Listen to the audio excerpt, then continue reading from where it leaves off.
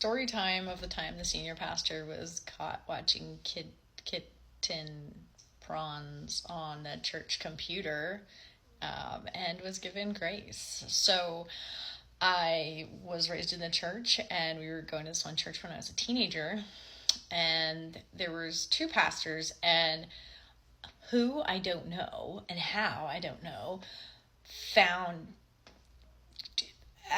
under youthful prawn on the senior pastor's computer. And I don't know why, like, how come the person must have been like threatening to take this to a higher level unless we told the congregation, but they did. They told the congregation. That's something. And even like we knew, we were the teenagers and we knew, and we were friends with the kids, the little girl and the son, and God gave grace. Yeah, because we all sin, right? And God gives us forgiveness. That's not what hell is for, right? So if anyone's acting confused about how anyone's going to justify anything over the Thanksgiving table this next week, and here's the thing. Because God forgave and we forgave, he was demoted, right? Just demoted. That's it. Still an elder in the church. I grew up thinking it wasn't that big of a deal. Now that I'm a grown-up who's deconstructing, and I have kids, and I like to... Like, nobody called the authorities. Nobody said, no, dude, out of this building. You cannot be near our children. No. And then he was, after a short period of, I don't know if it was months or a couple of years, he was reinstated, but not as senior pastor. I think he was just co-pastor or something. Yeah, there was a lot of grace in that church.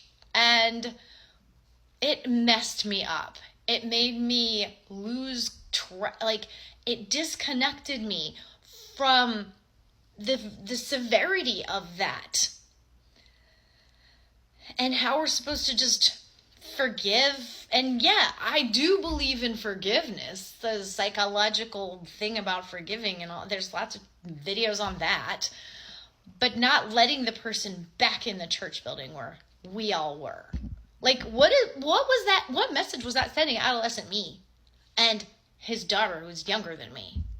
This is the magic of Christianity. There are no consequences in Christianity. The blood of the Lamb covers it all. Like, everybody sins. And that's the thing in Christianity, is their like metric of what sins are, what level of bad is really, really out of touch with how much harm people are actually doing. Sometimes I'm like, I know I have religious trauma. What is it again? Oh yeah, here's one of them.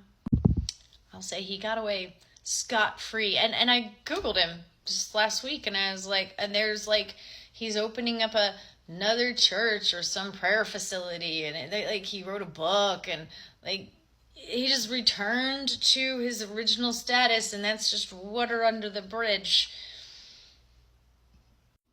I don't think I've fully comprehended the damage that was done, the damage to the messaging it sent to us as children, the damage by letting him back, and we don't know if there was any further harm perpetuated, and the damage psychologically. I don't know exactly how bad it was, and I'm kind of curious if anybody else has similar experiences, because I often can see how bad it is in someone else's life, but in me, I was like, yeah, I just kind of get it. It's kind of something about that was bad. I think it just normalized it, so that then later on in life, when I meet men who are like, yeah, I did this thing, I was like, I don't think that's, it screws up your freaking moral compass. And now that I was young, and I was like, moral compass, I guess I can accept a man I can forgive a guy who does this. It's like, that's so bad for us. No wonder women, pick better men. How are we supposed to pick better men when y'all are screwing up our moral compasses? You're taking Magnet off the fridge and holding it. So yeah, curious what, if this resonates with anybody else.